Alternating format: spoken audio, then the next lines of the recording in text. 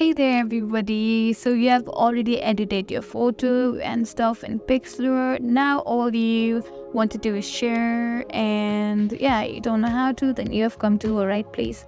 In this video, I'm going to show you how to share your photo that you have just edited in the Pixlr app. So without any further ado, let's dive right in. Let's tap in the Pixlr app. So let's say I want to share this photo.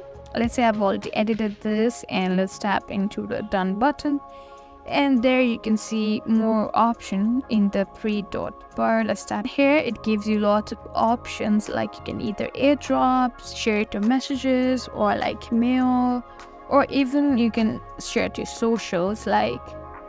So yeah, these are all the options. You can simply tap in where you want to share it and do home, and that's it. So this is how you share photos in the Pixlr. That's it for today's video. I hope this video was helpful. If so, don't forget to like, share and subscribe to our channel. Thank you for watching, and we'll see you in the next video.